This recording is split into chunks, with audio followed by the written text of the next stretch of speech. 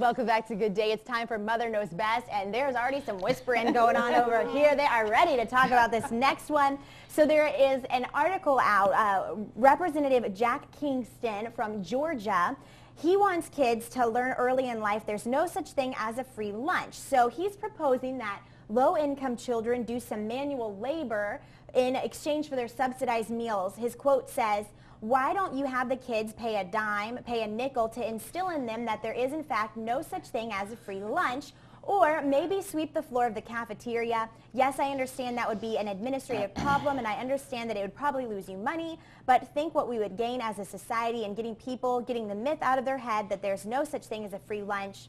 He also said that, let's see, Kingston's plan, people are saying, could obviously create some embarrassment for low-income children who would be sweeping the floors and such, while the wealthier kids were out there playing at recess or whatever they're doing normal kid activities, while the low-income children would supposedly be learning the lesson of hard work. Then their wealthier peers would just be getting a free lunch from their parents, is what some of the people are saying. Now, they say back in 2011, former House Speaker Newt Gingrich said kind of a similar idea, that they should fire school janitors and let the kids come in and work at the school instead of having the janitors do the work, so that the kids would have pride in their schools.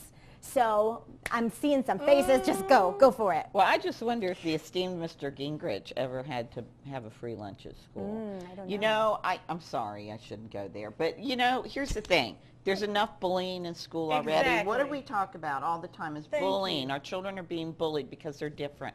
I was one of those kids. We didn't have money for new clothes, so we went to Goodwill and we shopped. And I got teased about that when I was a kid years ago. Right. You put a kid out there with a broom sweeping the hall, that kid's life is going to be miserable in school. Everybody's going to tease them. I think this is a horrible idea. You can't make school attendance compulsory and then say, oh, but if you can't pay for your lunch, you've got to work for it. Because first of all, the kids don't pay for the lunch. It's the parents. So the parents still aren't going to pay, and the kids are going to do the work. There are child labor laws too, and I mean that just flies against them, which are federally mandated. And apparently, this law that they're talking about or whatever is also would be a federal thing. I mean, I just can't believe the mindset of these men who are in office and who are making these type of decisions for our state, our country, because it is so insensitive. And you go back to the bullying, because in my mind, all I could see is some of the other kids who do bully in school dropping something and saying, now sweep that up. Now, I do have to say, in terms of doing work, my daughter worked her way through college. I mean, but this was optional. She didn't have to do it. She could have paid money, but she didn't have the money, you know. That's through but college. She could not go through, That's exactly. totally different. And that's then, totally now different. I think it'd be a great idea to have an optional, like a work-study class that kids could choose to do and, you know, learn how to. For a free lunch? No. Oh, Just okay. as a class to learn, because Okay. really work ethic stinks in our country. I mean, Okay. it does, so, but you can't make it connected to you do this class and then you get lunch. Right. Or there's no connection there, you know. But see, here in our country, the mindset when it comes to taking care of people who have a need is at an all-time low. We do have the mindset that when it comes to taking care of those who have a need, that we don't want to do that anymore. And The government should do it. the We're always government, pushing it on the yeah, government. but then, you know, these are our kids. And if you want to implant something in these children, then what we should do is teach them to get your education, and when you grow up, give back to the community. Absolutely. And it should be Put coming yourself from in the a position family. that you can give You back, can't- pay you it can't- forward. you- So, I mean, that's something that we need to continue to instill in our children. Don't sit up there and tell them that if you want a sandwich, then you need to get on your knees and scrub up the next person's slops that they've thrown on the floor. That's degrading, and that's wrong. You don't do that. I need 5 minutes for those men, 5 minutes. We're going to be back in just a second. I'm going to try to calm them down. Yeah. And then we're going to be back. I'm going to tell them, Road save it trip. for the Yep. camera so you can hear what they have to say. We'll be right back.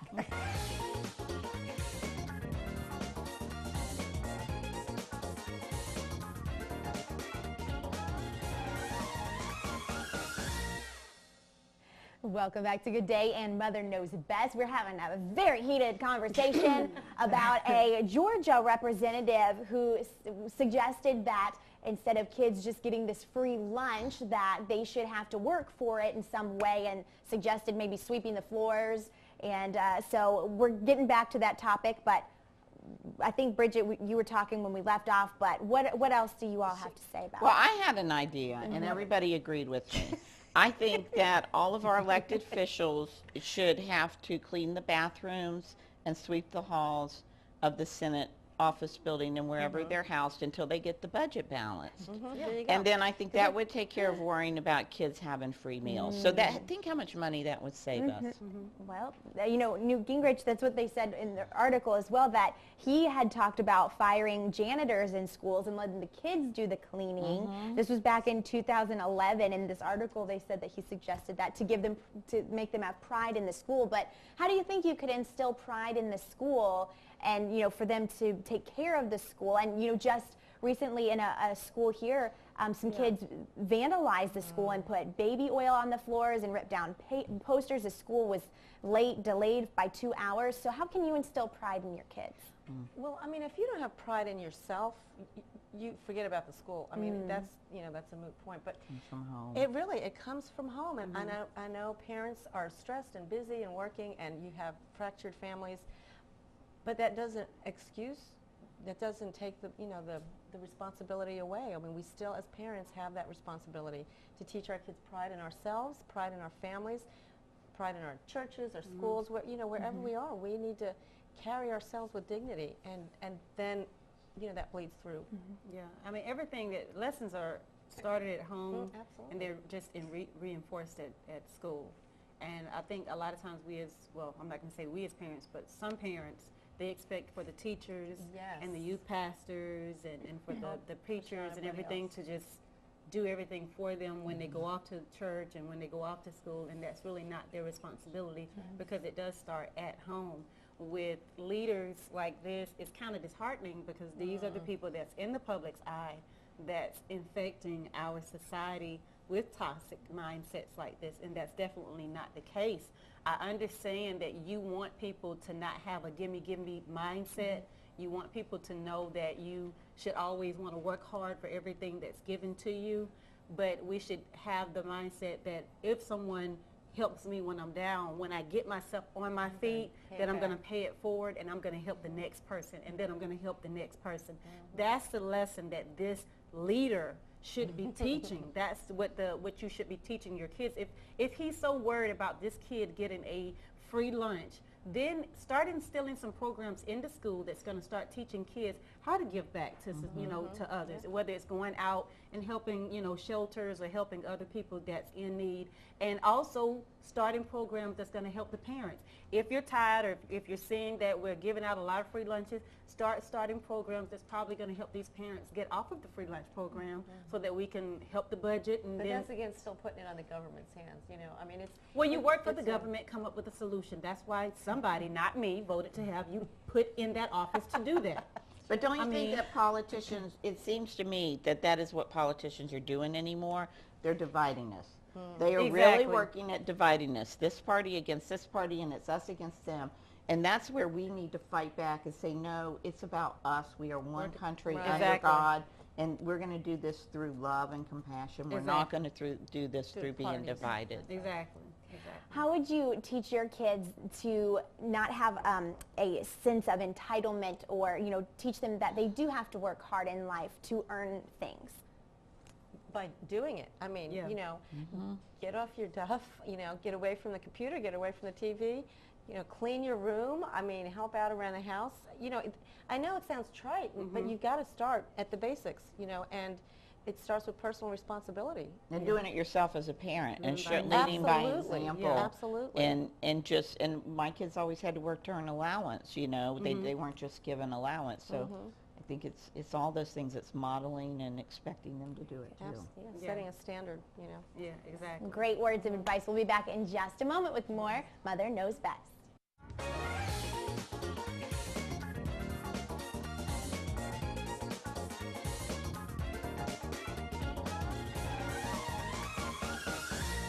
Welcome back to Good Day and Mother Knows Best. We do want to announce that we have our 3 Good Day giveaway winners real quick before we get back in our next topic. Sonia Lady Herbalife, that is her name on Facebook. She has won one of the games. Tiffany O'Shade and Alicia Lyons, those 3 have won the dice game that we are giving away today on Good Day. So stop by 1201 Stewart Avenue to pick that up during business hours.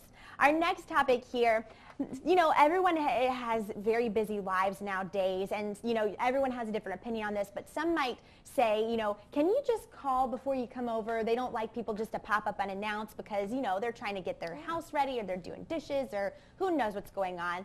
But what do you do if you have neighbors or little, you know, kids or whoever, your family, and they just come over unannounced all the time? What do you do?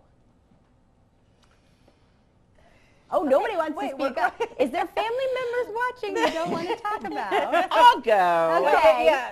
I can tell you what not to do. Yes, let's hear it. Don't keep asking them not to call, and then every time to call, and then they still show up, and you ask them to call next time and they still show up. And you be nice and just hold it in until you've had a really bad day and you're in Hello Kitty pajamas with wet hair and they show up and you lose it on your front porch because it's a really bad time.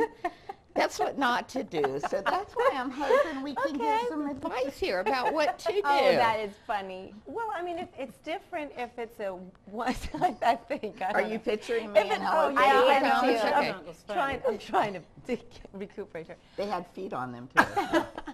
Well, I probably would not have answered the door if I was that way. I would not have, but we have respite that comes in. See, we have respite that comes in for Charles 2 hours a day, and that's my time to go take a hot bath and take a nap. And these people came in and insisted that his respite worker get us up because they were there. That is so insensitive. Oh, my. Yeah. Wow. Because I would not have answered the door. I have to tell you, I don't know. Maybe I don't know how to do that nicely. I mean, I can tell you what I do, and I don't know. And see, and that puts the worker in an awkward position. She was. That puts her in an Absolutely. awkward position, and I would probably just tell her, don't answer the door. Yeah, we will from now on, Yeah. but at that time she didn't. She didn't. Was this know. family or neighbor? It was family. I would that's just, even I would worse. tell her. First, I would tell them, look, if it's gonna, I mean, But 'cause she y'all- has been. That's what she said. You mean the family? But see, y'all know I'm just kind of out there. I'm just, look, you come, you're just going to be wasting your gas because we're not going to open the door. I've tried to tell you before, this is the tried to one be time. nice. I've tried to be nice, but really this is our time to get some rest. It's, you know, it's a full day. We have a lot going on. I love you all, but I really need this rest. Right. So if you all could just let us know before time so that we can be rested and refreshed, so when you all come over, we can have a really good time and fellowship and just, you know, be able to sit down and chillax and chat. But if you come over any other time, then, you know, we're not going to be able to have, you know, have that, Which is that time with that's you. it. But Yeah. if you come over any other time, I'm going to give her instructions not to open the door. You have been warned. If you come during then, you're asking to be offended. You are wanting to be offended, and that's going to be nobody's fault but your own. Well, they were. All right. offended Well, Monday, they're no just going to doubt. have to be offended. they I were mean, and offensive by when you doing that, tell you know. somebody straight up and just and they still do it, it's because they want. That's just the That's results what I that they think. want. And it just helps to be honest up front. yeah. And it's hard, but it's easy on everybody in advance. Sometimes people just appreciate your honesty, and sometimes they want to be upset, but in Sometimes the end, people don't understand clues. I mean, you have Yeah, to be, you exactly. know, I mean, we had a neighbor that would stop by, but very sporadically, you know, and usually for holidays. And if I was in the middle of something, I'd say, oh, I'd love to invite you in, but I'm just, you know, we're on our way out, or we're doing, or I go to the door with a dish towel in my hand or something. You know, I mean, if you, not to make a prop, but if you're doing something, you're doing something. well, if a person comes over sporadically, I Yeah, well, I mean, sometimes it is bad timing. We're going to be back in just a moment with more Mother Knows Best. Stay with us.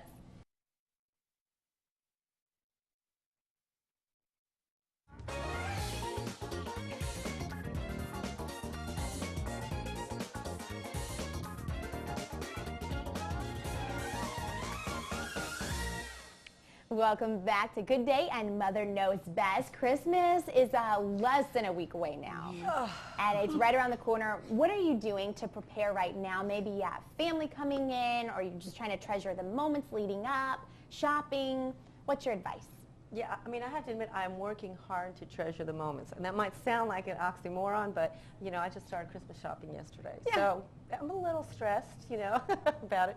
But I realize that, you know, it's going to be here before I know it. I'll live through it. And I don't want my kids to remember, oh, yeah, that's the Christmas that Mom went ballistic because she lost it, you know. So, yeah, we're doing that. Plus, this is my first year. You know, we were talking earlier about starting new traditions. I have a married son now, and this is their first Christmas. Married? No, it's not. It's their second, but it's the first Christmas we'll be together.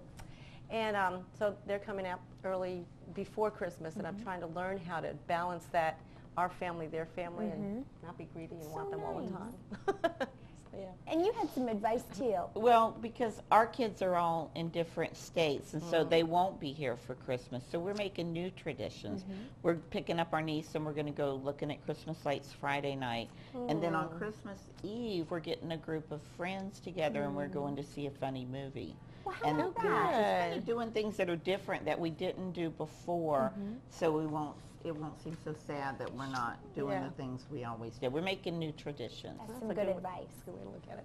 Yep, I've got to refer back to my list. It's down to the wire. My sister called me this morning about the Christmas dinner list and so forth. And so we're going home to Alabama this year for Christmas. And so I'm looking forward to that, being home with my mama and my daddy and cooking with my mama and That'd be nice. of course taking lots of pictures this year and just being with family and just relaxing. I'm down to the wire with the Christmas shopping. I don't have that much to do this year, thank you, Jesus. But so far, it's just all about making memories and then just enjoying my family. I have my niece and nephew with me and just enjoying family and just not stressing, not making it commercial, but making it what it was meant to be about, just about love. Yeah. So what are some ways that you really are able to kind of focus on the things that are going on and not, you know, going ballistic this Christmas, as you said that? I've just really scaled down. I didn't even put all of my boxes of decorations out because I got tired at a certain point. I said, you know, I don't need to have every room full of decorations. It looks good. I'm going to allow myself not to feel like I have to put up every box of decorations, and just we're not doing a whole lot of presents and just really focusing on the people that are in my life that I love and what can I do with them. And instead of, like with my friends, instead of giving each other gifts, we're making it a point to go have a lunch or, you know, to do something together. The gifts of time, they're going to remember that, We're scaling down too. I mean, we you know, lugged all the boxes down of decorations, and once we got the tree up, I looked around and I thought, you know, it's in a room that we spend a lot of time in. I thought, we don't need to decorate the whole rest of the house that we're hardly in. And it's really nice. It's just kind of taking the elephant off my chest, you know, that we have to decorate the whole house. I used to have a tree in every room. My Oh, goodness. did you? Yeah, Although I love that, but yeah, you were that person. Well, I put up every last one. I put up every last one of my decorations, but this year I did something different. Candles. I got into all of the candles with the Christmas scents. And one thing Travis, he was doing, I found the cinnamon Christmas bun candles, and every day when Travis would come home from work, he's been loving the Christmas scents that's been going through the house. Just the smell of Christmas. So that's my new thing that I'm adding to my Christmas list. That's neat. It's just the smell of Christmas throughout the house. Excuse me, with wax, you know, the wax burners.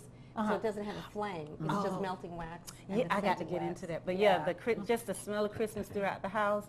And my kids, they have fell in love with the hot cocoa. So I bought this big, huge tub of cocoa. And so this weekend, we're going to sit around the Christmas tree. We were talking about that. We're going to sit around the Christmas tree and tell Christmas stories and drink cocoa. So I'm looking forward to that this weekend when they get out of school for the holidays. That's great. That is so sweet. Well, any advice on Christmas shopping and how to pick the thoughtful gift for someone in your life?